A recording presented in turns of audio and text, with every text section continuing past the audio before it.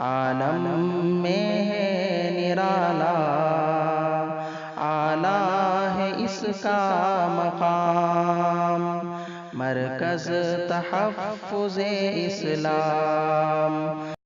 اور بعض علامات کبریٰ، بڑی بڑی علامات، ان میں کچھ علامتیں یہاں علامات حاوی نقل فرمائی ہیں: خروج الدجال، نزول عیسیٰ بن مریم من السماء، ونؤمن بطلوع الشمس من مغربها وخروج دابۃ الارض من موضعها۔ چند ایک علامتیں ذہن نشین فرمائیں۔ نمبر 1، آمد مہدی۔ یہ نہیں کہنا ظہور مہدی، بلکہ آمد مہدی۔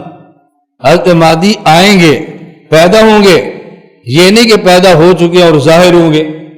ہمارا عقیدہ یہ نہیں کہ ظاہر ہوں گے، ہمارا عقیدہ پیدا ہوں گے۔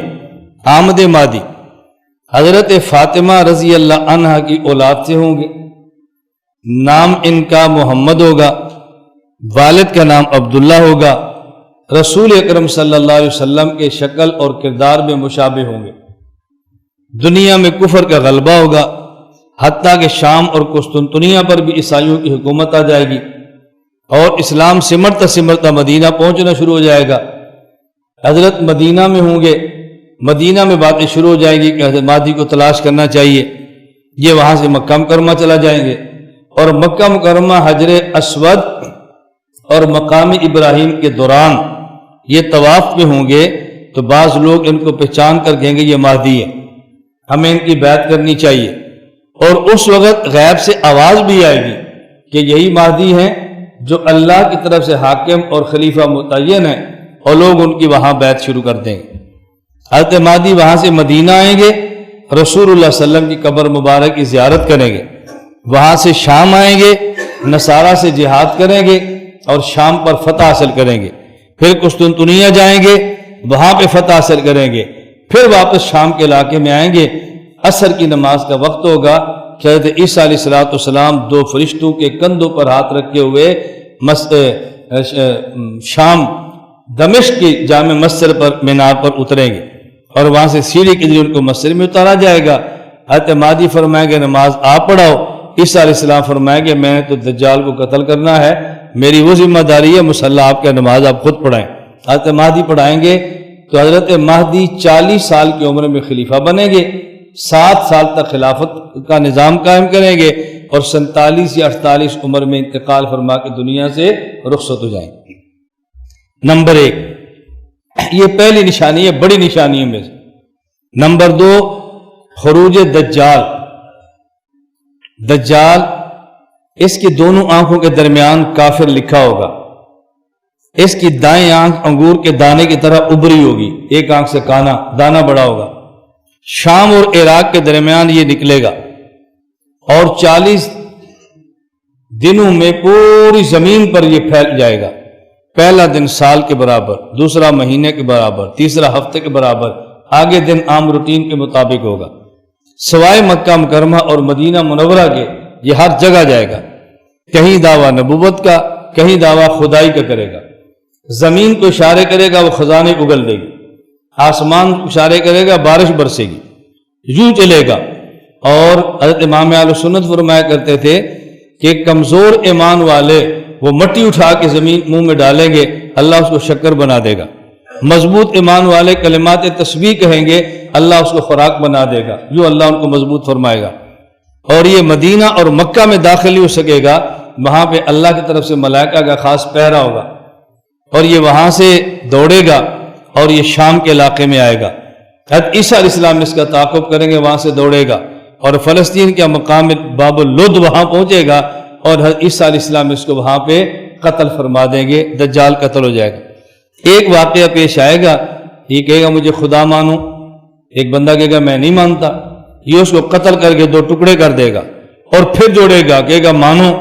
انہوں نے کہا اب تو میں بالکل نہیں مانتا، چونکہ تیرے بارے میں اللہ کے نبی فرما کر گئے ہیں کہ یہ بندہ پکڑ کے 2 ٹکڑے کرے گا، اب تو مجھے پورا یقین ہے تو دجال ہے، اب نہیں میں تجھے مارتا۔ اور یہ دوبارہ قتل کرنا چاہے گا تو ان کو قتل نہیں کر سکے گا۔ نمبر 3، نزول عیسیٰ۔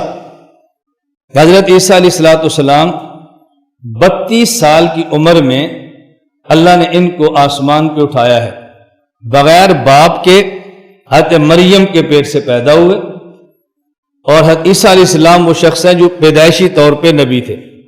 باقی انبیاء تو 40 سال کے بعد اعلان نبوت ہوتا نا، اور یہ پیدائشی طور پہ نبی تھے، اور عام نبی کو 40 سال کے بعد حکم ہوتا اعلان نبوت کا، وحی آتی، اور یہ بچپن سے نبوت کا اعلان تھا، وجعلنی نبیّ، اللہ نے مجھے نبی بنایا۔ 32 سال کی عمر میں اللہ رب العزت نے ان کو زندہ آسمان پر اٹھا لیا ہے۔ قرآن کریم میں ہے اذ قال اللہ یا عیسیٰ انی متوفیک ورافعک الیہ، یہاں متوفی کا پہلے ذکر کیا اور رافع کا بعد ذکر کیا۔ اس سے جاوید احمد خامدی نے امت کو دھوکہ دیا کہ دیکھو عیسیٰ علیہ السلام پر وفات آئی ہے اور اللہ نے آسمان پہ اٹھا لیا ہے، اور عیسیٰ علیہ السلام پہ موت آنا یہ کوئی عیب تو نہیں ہے، اور انبیاء پر بھی موت آئی ہے، اللہ کے نبی پر موت آئی ہے، عیسیٰ علیہ السلام پر موت آ گئی تو یہ کون سا عیب ہے؟ اور قرآن کی ترتیب بتا رہی ہے کہ ہم آپ کو وفات دیں گے، آپ کو اٹھا لیں گے، اور مطہر اور یہودیوں کے ہاتھوں سے آپ کو مسلح ہونے سے بچا لیں گے، کہ یہودی ان کی لاش کا مسلح نہیں بنا سکے، بلکہ زندہ آسمان پہ اٹھا لی، بلکہ ان کی پھر آسمان پہ اٹھا لیا ہے۔ اب کالج کا آدمی بظاہر سمجھتا ہے کہ قرآن غامدی بہت اچھی طرح سمجھا رہا ہے۔ ہم کہتے ہیں قرآن کو سمجھنے کے لیے جہاں عربی زبان محاورات عرب کے ساتھ سمجھنا ضروری ہے، وہاں قرآن کریم کی آیات کا پس منظر اور بیک گراؤنڈ بھی سمجھنا ضروری ہے۔ یہ آیت کس پس منظر میں نازل ہوئی ہے؟ میں سمجھانے کے لیے ایک مثال دیا کرتا ہوں۔ میں آپ کے پاس بیان کے لیے آیا، پولیس آ کر کہتی ہے کہ مولانا صاحب آپ بیان نہ کریں، اگر آپ کریں گے تو ہم گرفتار کر لیں گے۔ میں میزبان سے کہتا ہوں بھی آپ کہتے ہیں بیان کرو، اور پولیس کہتی ہے کہ ہم بیان کریں گے تو ہم گرفتار کر لیں گے۔ تو میزبان کہتا ہے کہ مولانا صاحب آپ بے غم ہو کے بیان کریں، آپ کی حفاظت ہمارے ذمہ ہے، ہم بلانا بھی جانتے ہیں تو سنبھالنا بھی جانتے ہیں، یہ ہمارے ذمہ ہے، پولیس گرفتار نہیں کری، آپ بے فکر ہو تقریر کریں۔ میں کہتا ہوں یار یہ ہماری مسجد ہے جہاں بیان ہے، یہ تینوں طرف باہر پولیس کھڑی ہے، تو مجھے آپ کیسے یہاں سے نکالو گے؟ کیسے نکلوں گا؟ تو آپ مجھے فون کہتے ہیں مولانا صاحب یہ جو پردہ ہے نا، ذرا اس کے نیچے یہ دروازہ دیکھیں، اس کا مطلب کیا؟ مجھے آپ سمجھا رہے ہیں کہ ہم یہاں سے نکال لیں گے۔ حضرت عیسیٰ علیہ السلام کمرے میں ہیں، دروازہ بند ہے، اور باہر چاروں طرف یہود کی فوج ہے۔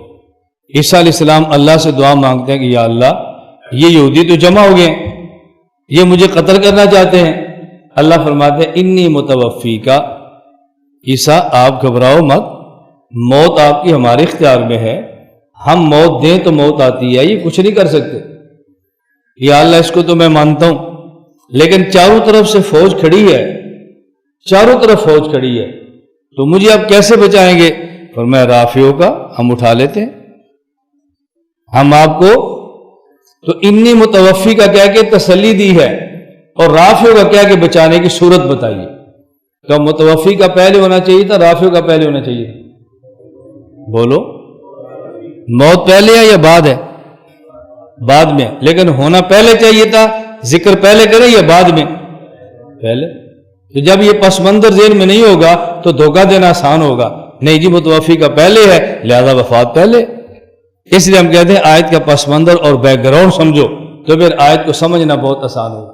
حضرت عیسیٰ علیہ السلام آسمان سے نازل ہوں گے، پھر حضرت عیسیٰ علیہ السلام نکاح فرمائیں گے، حضرت عیسیٰ علیہ السلام کی اولاد ہوگی، 40 سال تک خلافت کا نظام ہوگا، دجال کو مقام لطف پہ قتل کریں گے، اور عیسیٰ علیہ السلام جہاں تک دیکھیں گے وہاں تک آپ کا سانس جائے گا۔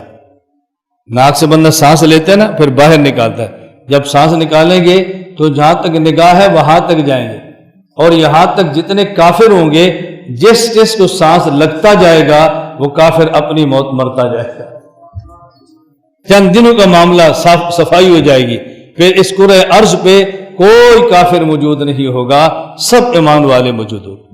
بالآخر عیسیٰ علیہ السلام مدینہ منورہ جائیں، وہیں ان کا انتقال ہوگا، اور آج بھی چوتھی قبر کی جگہ خالی ہے، حضرت عیسیٰ بن مریم کو وہاں پہ دفن کر دیا جائے گا، حضرت عیسیٰ علیہ السلام کو وہاں دفن کر دیا جائے گا۔ بات سمجھ آ رہی؟ میں ایک جلسے پہ تھا، مجھ سے قبل ایک مولانا صاحب کا بیان تھا، اور وہ قوم کو بات سمجھا رہے تھے کہ یہ جو حضرت عیسیٰ علیہ السلام نے یہ مرزے نے جو دعویٰ کیا کہ میں عیسیٰ ہوں، اس کے دعوے کے جھوٹ ہونے پر بات یاد رکھ لو اور یہ سوال کرنا۔ اللہ کے نبی نے فرمایا کہ میں اللہ کی قسم اٹھا کر کہہ رہا ہوں لَيَنزِلَنَّ عِيسَىٰ بن مریم، عیسیٰ بن مریم نازل ہوں گے تو حاکم ہوں گے، عیسیٰ بن مریم عادل ہوں گے۔ نمبر 2 لَيَقْتُلَنَّ الْخِنْزِيرَ، خنزیر قتل کریں گے، یہودیت مٹا دیں گے۔ لَيَكْسُرَنَّ الصَّلِيبَ، صلیب توڑیں گے، عیسائیت ختم کر دیں گے۔ وَلَيُورَدَنَّ عَلَيْهَا الْمَالَ فَلَا يَقْبَلْ، مال اتنا عام ہوگا جس کو بھی دیں گے قبول نہیں کرے گا۔ تو دیکھو جب مرزا آیا نہ یہ حاکم تھا، نہ عیسائیت ختم ہوئی، نہ یہودیت ختم ہوئی، اور نہ ہی فقر ختم ہوا۔ یہ 4 پوچھا کرو ان سے، ان کا خیر بیان تو ختم ہو گیا۔ میں نے کہا بھی جو حدیث میں نے پڑھی ہے اس میں ایک نشانی اور بھی ہے، ایک نشانی اور بھی ہے کہ اللہ کے نبی نے فرمایا ثم لئن قام علی قبری فقال یا محمد لأجیبنہ۔ عیسیٰ علیہ السلام یہ سارے کام کر کے نا، یہودیت مٹا کے، عیسائیت مٹا کے، حکومت اور شریعت نافذ کر کے، پھر میری قبر پر آئیں گے اور کہیں گے یا محمد، میں جواب دوں گا، مجھے بلائیں گے تو میں جواب دوں گا۔ میں نے کہا اگر یہ حدیث ضعیف ہے نا تو 5 چیزیں ضعیف ہیں، اور اگر صحیح ہے تو پھر 5 صحیح ہے۔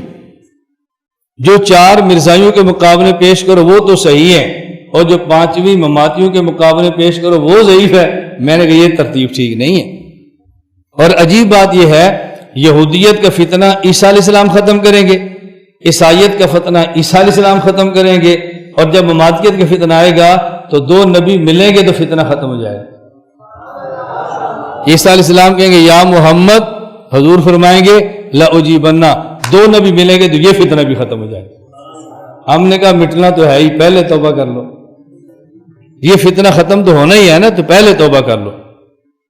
نمبر 3 نزول عیسیٰ، دیکھو ذرا۔ نمبر 4 خروج یاجوج ماجوج، یہ 4تھی علامات کبریٰ میں سے ایک بڑی نشانی ہے۔ یاجوج اور ماجوج نکلیں گے، وہ زندہ ہیں، پیدا ہوئے ہیں، سد سکندری کے پیچھے ہیں، وہ چاٹتے ہیں، تھوڑا سا باقی رہ جاتا ہے، کہتے ہیں صبح، انشاءاللہ نہیں کہتے۔ جب صبح سوتے ہیں، صبح اٹھتے ہیں، پھر دیوار مکمل ہوتی ہے، پھر چاٹتے ہیں، پھر کہتے ہیں صبح، پھر سو جاتے ہیں، شام صبح اٹھتے ہیں، پھر مکمل ہوتی ہے۔ ایک وقت آئے گا سد سکندری ٹوٹے گا اور یہ باہر نکلیں گے، اور پھر یہ قرآن کریم کے اندر بھی ہے، ہر اونچی جگہ سے نیچے حتیٰ کہ بحیرہ تبریہ پر آئیں گے اور چٹ جائیں گے۔ اس کے بعد جو یاجوج ماجوج آئیں گے وہ سمجھیں گے یہاں کبھی پانی تھا ہی نہیں۔ عیسیٰ علیہ السلام اور پوری امت کے لیے بڑی مصیبت کھڑی ہوگی ان کی وجہ سے۔ عیسیٰ علیہ السلام دعا فرمائیں گے اور یہ سارے کے سارے مر جائیں گے، اس کی وجہ سے بدبو پھیلے گی۔ اللہ رب العزت پرندے بھی جو آئیں گے جو ان کی لاشیں اٹھائیں گے ایک طرف پھینک دیں گے، اور پھر بہترین سی بارش برسے گی اور ساری بدبو اس کی وجہ سے ختم ہو جائے گی۔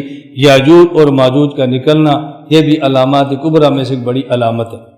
نمبر 5 طلوع شمس من المغرب، سورج مغرب سے نکلے گا، آگے آئے گا، اور پھر واپس غروب ہو جائے گا، پھر دوبارہ مشرق سے نکلے گا۔ تو جب مغرب سے نکل کر ایک بار غروب ہو جائے، اس کا معنی کہ اب توبہ کے دروازے بند ہو گئے، اس کے بعد تو توبہ کرے گا بھی توبہ قبول نہیں ہوگی۔ نمبر 6 دابت الارض، صفا اور مروہ جو چھوٹی پہاڑیاں ہیں مکہ مکرمہ میں، صفا سے طواف شروع ہوتا ہے، مروہ پہ جا کے ختم ہوتا ہے، یہ جو 7 چکر لگتے ہیں۔ صفا پہاڑی سے ایک جانور نکلے گا، عجیب قسم کی مخلوق ہوگی، لوگوں سے بات کرے گا، اس کے ایک ہاتھ میں حضرت موسیٰ کا عصا ہوگا، ایک ہاتھ میں سلیمان علیہ السلام کی انگوٹھی ہوگی۔ مسلمان کو دیکھے گا تو موسیٰ علیہ السلام کے عصا سے یہاں لکھ دے گا یہ مومن ہے، اور انگوٹھی سلمان کی ہوگی، اسے کافر کی گردن پہ مور لگا دے گا کہ یہ کافر ہے۔ حضرت موسیٰ علیہ السلام کا عصا تو میں نے بھی دیکھا ہے، استنبول میں جو میوزیم ہے وہاں پر پڑا ہوا ہے، بالکل سادہ سا موسیٰ علیہ السلام کا عصا ہے۔ حضرت یوسف علیہ السلام کی پگڑی وہاں پر موجود ہے، سفید رنگ کا ایسے بڑا سا امامہ ہے یوسف علیہ السلام کا۔ نمبر 7 ٹھنڈی ہوا، اس کے بعد کافر الگ مسلمان الگ، امتیاز ہو گیا۔ پھر ایک وقت آئے گا کہ ٹھنڈی ہوا چلے گی، اس کے بعد یہاں بغل کے نیچے کوئی چھوٹا سا دانہ نما چیز نکلے گی جس سے مسلمان فوت ہونا شروع ہو جائیں گے، سارے مسلمان فوت ہوں گے، اب کرۂ ارض پہ صرف کافر ہی رہ جائیں گے۔ نمبر 8 حبشہ کا بادشاہ حبشی ہوگا، بیت اللہ پہ حملہ کرے گا اور بیت اللہ کو منہدم کر دے گا۔ قرآن کریم میں کعبہ قیام للناس ہے، جب تک کعبہ ہے لوگ موجود ہیں، جب کعبہ گر جائے گا تو لوگ بھی ختم ہو جائیں گے۔ یہ 8ویں قیامت کی علامت ہے۔